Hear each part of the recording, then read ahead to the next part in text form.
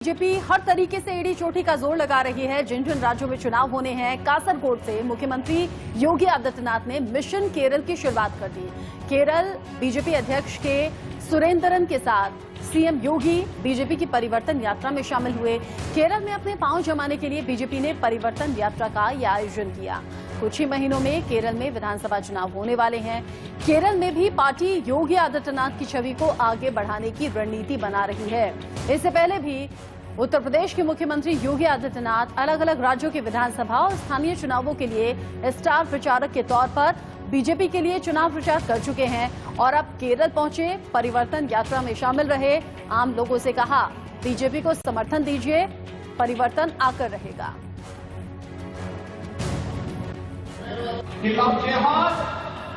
केरल जैसे स्टेट को Islamic state बनाने की साजिश का हिस्सा है, और सबके बावजूद यहां की सरकार सोई हुई है। उसे चिंता नहीं है न सुरक्षा की और न ही इसकी आड़ में केरल के खिलाफ और देश के खिलाफ की जा रही साजिश के बारे में कोई प्रभावी कार्रवाई नहीं हो पा रही है। हम सबको इसके खिलाफ जागरूक होना पड़ेगा और इसीलिए आज केरल की आवश्यकता है भारतीय जनता पार्टी। भारतीय जनता पार्टी न केवल आपको समृद्धि का बल्कि प्रत्येक नागरिक को बिना भेदभाव के सुरक्षा की गारंटी भी दे सकती है। भाइयों बहनों, केरल के अंदर यहां की वर्तमान सरकार कैसे जनभावनाओं के साथ खिलवाड़ कर रही है, सबरीमाला प्रकरण उसका एक उदाहरण है। एक तरफ सबरीमाला के नाम पर जनभावनाओं का कार्य यहां की सरकार करती है और दूसरी तरफ यहां पर कुछ ऐसे संगठनों को अराजकता फैलाने की छूट सरेआम दी जाती है जो यहां के मंदिरों और चर्चों पर हमला करके जनभावनाओं के साथ खिलवाड़ करते हैं। आप सब जानते हैं, केरल जैसे स्टेट में अगर जब सत्ता के संरक्षण में इस प्रकार की अराजकता फैलेगी तो स्वाभाविक रूप से ऐसे तत्वों के दुस्साहस बढ़ेंगे जिन्होंने अभी हाल ही में अपनी एक रैली के माध्यम से राष्ट्रीय स्वयंसेवक संघ के बारे में किस प्रकार की पोस्टरबाजी की थी। देश के सबसे लोकप्रिय मुख्यमंत्रियों में शुमार हैं उत्तर प्रदेश के मुख्यमंत्री योगी आदित्यनाथ, जिन पर केरल में बीजेपी को जीत दिलाने का बड़ा दारोमदार है। बीजेपी हाल ही में होने वाले 5 राज्यों के विधानसभा चुनाव पर पूरी तरह से फोकस्ड है। इसी क्रम में सीएम योगी आदित्यनाथ का केरल दौरा काफी अहम माना जा रहा है। मुख्यमंत्री योगी आदित्यनाथ इससे पहले हैदराबाद में भी परिवर्तन यात्रा में शामिल हो चुके हैं। योगी आदित्यनाथ की छवि फायर ब्रांड हिंदूवादी नेता के तौर पर है।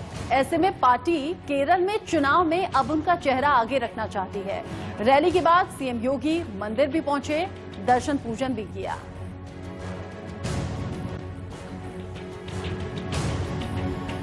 आगे बढ़ते हुए बात आपकी और हमारी जेब से जुड़ी हुई। पेट्रोल और डीजल के बढ़ते दामों से हंगामा मचा हुआ है। राहुल गांधी, प्रियंका गांधी के बाद आज सोनिया गांधी ने पीएम मोदी को चिट्ठी लिखी और केंद्र सरकार पर लोगों को हाशिए पर डालने और मुनाफाखोरी करने का आरोप लगा दिया।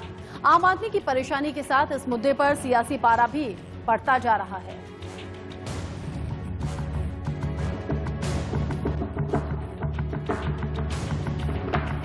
रोजगार भी नहीं मिल रहा है, काम भी नहीं कर पा रहा है आदमी, आमदनी का कोई स्रोत नहीं है, तो उसमें भी डीजल पेट्रोल बढ़ रहा है तो आदमी कैसे अपना जो है वो करेगा। भैया पहले 100 का डलाते थे, अब 50 का डला रहे हैं। क्या करें, आदमी का पैसे कहाँ रह गए हैं। तेल के बढ़ते दाम से लोगों की जिंदगी हलकान है। वो परेशान हैं क्योंकि आजकल पेट्रोल और डीजल के दाम आसमान को छूने को बेताब हैं। पेट्रोल कई शहरों में 100 के पार जा चुका है तो कुछ में शतक के करीब है। आपको सिलसिलेवार तरीके से देश के 4 महानगरों में तेल का भाव आज क्या रहा वो बताते हैं। दिल्ली में पेट्रोल 90 रुपए 58 पैसे प्रति लीटर और डीजल 80 रुपए 97 पैसे प्रति लीटर रहा। वहीं मुंबई में 97 रुपए प्रति लीटर पेट्रोल और डीजल 88 रुपए 6 पैसे प्रति लीटर रहा। कोलकाता की बात करें तो 95 रुपए 33 पैसे प्रति लीटर पेट्रोल की कीमत रही और डीजल 84 रुपए 56 पैसे प्रति लीटर रहा। वहीं चेन्नई में पेट्रोल 92 रुपए 59 पैसे प्रति लीटर रहा और डीजल 85 रुपए 98 पैसे प्रति लीटर। यानी तेल की बढ़ती कीमतें सन्न करने वाली हैं और इससे कैसे लोगों की मुश्किलें बढ़ी हैं वो जरा सुन लेते हैं। जिस हिसाब से हमारे माननीय प्रधानमंत्री नरेंद्र मोदी आए दिन झूठ पे झूठ, झूठ पे झूठ, झूठ पे झूठ, इस समय पेट्रोल शतक पार कर रहा है, सिलेंडर के दाम आसमान छू रहे हैं। आज वो एक तकलीफ है, एक पीड़ा है हर घर में। समझ लीजिए कि रोजी रोजगार सारे लोगों के बंद हो चुके हैं। आज हम लोग बड़ी तकलीफ के साथ इस श्रद्धांजलि के लिए बड़ा आतुर हुए हैं। हम लोग क्या कहना चाहेंगे महंगाई को लेकर? क्या महंगाई के लिए सिर्फ एक ही कहेंगे, मोदी जी फोटो से नहीं जमीन पे देखिए, बहुत बुरा हाल है हमारे भारत का। मैं मोदी जी से कहना चाहता हूँ एक वक्तव्य कि कब तक जिया करेंगे तेरे झूठे बुलंद वादों से, और तू मुझे जमीन दे दे आसमान लेके क्या करेंगे मोदी जी। आगे इसी तरह पेट्रोल की डीजल की दाम बढ़ती रहेगी, कार्यक्रम इससे बड़ी हम लोग किया जाएगा। आज जिस तरीके से पूरे भारत देश में पेट्रोल और डीजल और इसके सिलेंडर के दाम में मूल्य वृद्धि हो रही है लगातार, उस समय से हम सभी नौजवान आज श्रद्धांजलि कार्यक्रम देते हुए कार्यक्रम किया गया है। और हम लोग सरकार से एक मांग करते हैं कि जल्द से जल्द जो पेट्रोल के दाम है, जो डीजल के दाम है, उसको गिरावट लाए, नहीं तो हम सभी नौजवान रोड पर निकलने का काम करेंगे और सरकार की नीतियों के खिलाफ विरोध करेंगे। जिस तरह से पेट्रोल और डीजल के दाम बेतहाशा बढ़ रहे हैं, उसकी एक बड़ी वजह बेस प्राइस के मुकाबले बढ़ता टैक्स है। मोदी सरकार के सत्ता में आने के बाद पेट्रोल पर बेस प्राइस जहां 47 रुपए 13 पैसे था, वो अब 32 रुपए 10 पैसे है। लेकिन इस पर लगने वाला टैक्स उस वक्त जहां मात्र 24 रुपए 28 पैसे था, वो अब बढ़कर करीब 57 रुपए हो चुका है। और इसे लेकर अब सियासत भी शुरू हो चुकी है। तेल की आसमान छूती कीमतों पर सोनिया गांधी ने प्रधानमंत्री मोदी को पत्र लिखा है और सरकार पर मुनाफाखोरी का आरोप लगाया है। क्या लिखा है उन्होंने, आपको दिखाते हैं। मैं यह पत्र आपको आसमान छूती तेल व रसोई गैस की कीमतों से हर नागरिक के लिए उत्पन्न गहन पीड़ा से अवगत कराने के लिए लिख रही हूँ।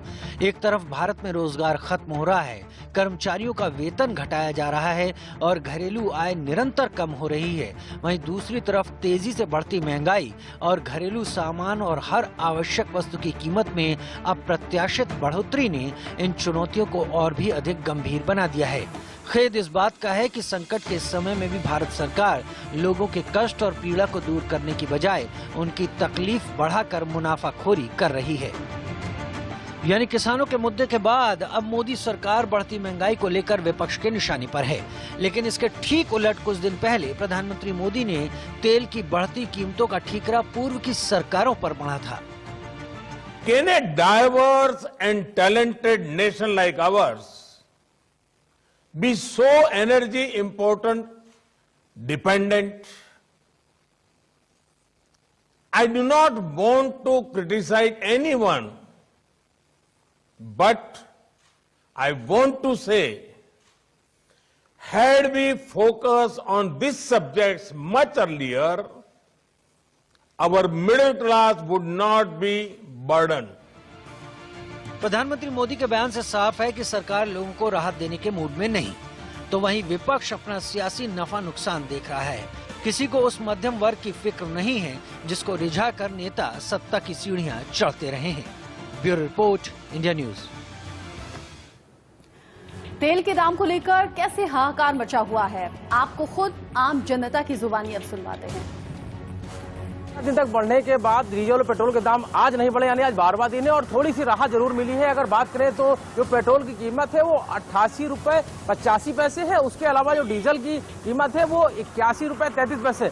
12वां दिन है और डीजल और पेट्रोल के दामों में बढ़ोतरी नहीं, उससे थोड़ी सी राहत। ये बताए 11 दिन तक डीजल पेट्रोल के दाम बढ़े थे, आज 12वां दिन, आज दाम नहीं बढ़ा, कुछ राहत है क्या?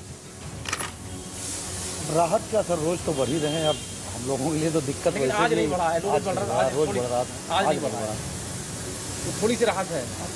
क्या सरकार से मांग करेंगे कि जिस तरीके से डीजल पेट्रोल के दाम बढ़े हैं उससे दूसरी चीजें भी महंगी होने की जो भाड़ा है वो बढ़ता है, तो क्या लगता है कि अगर वो कीमतें अगर सरकार उस पर कुछ ध्यान दे तो शायद जो महंगाई है उस पर कुछ राहत मिल सके? सरकार को बिल्कुल ध्यान देना चाहिए, पर सरकार इस तरफ तो देख ही नहीं रही है।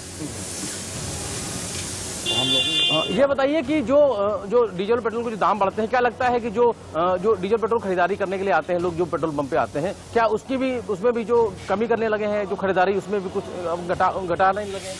सेल तो घटी है, फर्क है। जो आदमी 100 रुपए का डलवाता था इसमें 50 रुपए का डलवा रहा है। लेकिन बस ये है कि डलवा रहा है आदमी का काम तो करना ही करना है।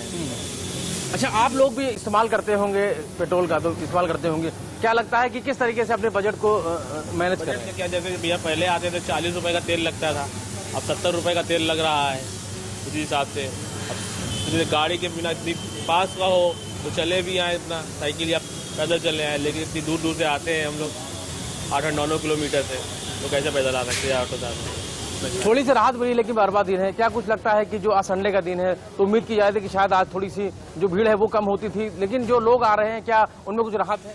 आज दाम नहीं बढ़ा है। आज संडे का दिन है तो आज तो इतना पता नहीं चलता, आज ऑफिस सारे बंद रहते हैं। अब कल मंडे है, देखिए कल जैसे दाम नहीं बढ़ता है तो कल देखा जाएगा इसके लिए। भाई साहब, आज 12वां दिन है, डीजल पेट्रोल के दाम लगातार बढ़ रहे थे, लेकिन आज दाम नहीं बढ़े, क्या लगता है कुछ थोड़ी सी राहत मिली है आज?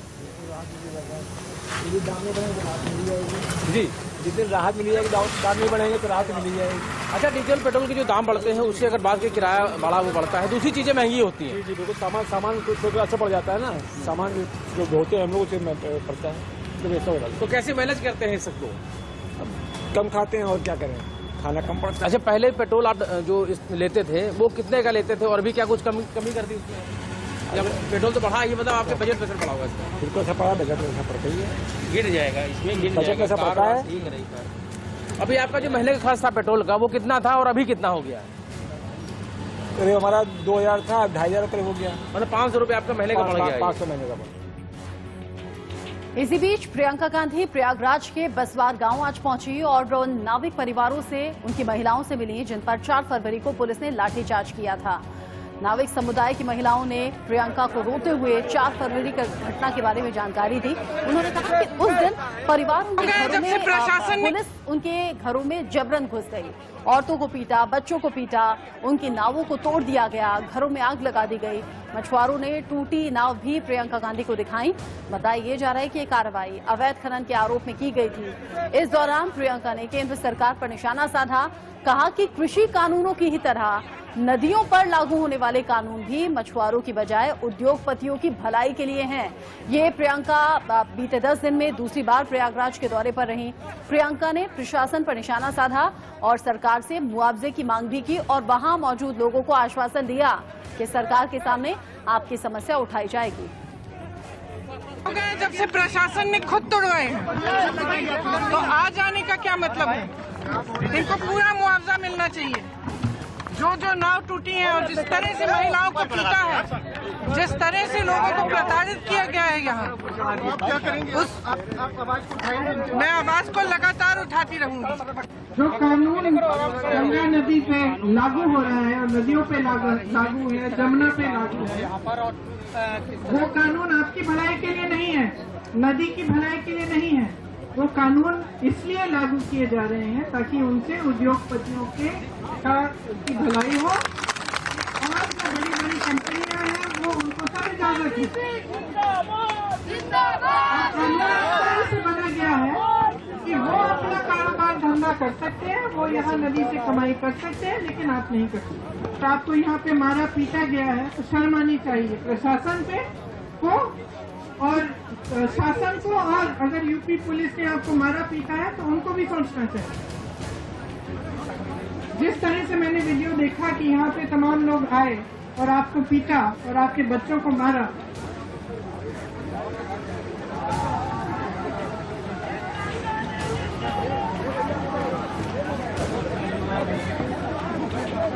आपकी नाव तोड़ी है, इस मुद्दे को हम उठाएंगे, पूरी तरह से आपकी लड़ाई लड़ेंगे।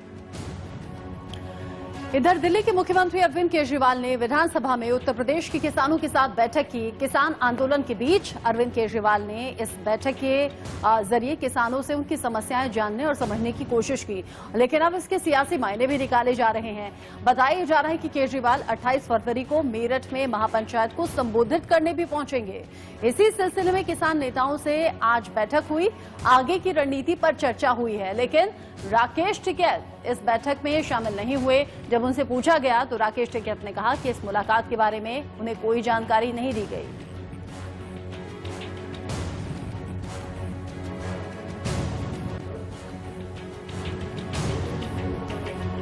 आज दिल्ली सीएम अरविंद केजरीवाल ने किसान नेताओं के साथ, वेस्टर्न यूपी के किसान नेताओं के साथ मीटिंग करी है और इसी के बारे में चर्चा करने के लिए कुछ ऐसे नेता हैं जो यहाँ पे हमारे साथ जुड़ रहे हैं। सर, आज जो मीटिंग हुई है अरविंद केजरीवाल जी के साथ, उसमें क्या हल निकला और क्या बातें हुई? हल निकलने का तो आगे पता चलेगा। जो बात हमारी केजरीवाल के साथ में, पहली बात तो यह है कि हमने केजरीवाल जी को धन्यवाद दिया। जो 28 तारीख में केजरीवाल ने किसानों के साथ काम किया, पानी का, बिजली का, उनके खाने पीने का, उसका धन्यवाद हम देने के लिए आए थे। जो बात हमने बताई, केजरीवाल ने उन पर पूरा विश्वास दिलाया कि ये काम होने चाहिए। हमारी जो सरकार है, केंद्र सरकार, माननीय मोदी जी की सरकार को हम ये कहना चाहते हैं कि माननीय मोदी जी इन किसानों की सुनकर इन किसानों की बात का समाधान करना चाहिए। आपको याद होगा, किसान जब दिल्ली आने की कोशिश कर रहे थे, उसी वक्त से आम आदमी पार्टी और अरविंद केजरीवाल किसानों के समर्थन की बात कर रहे हैं और आज मुलाकात में बता दिया कि आगे भी ये समर्थन जारी रहेगा।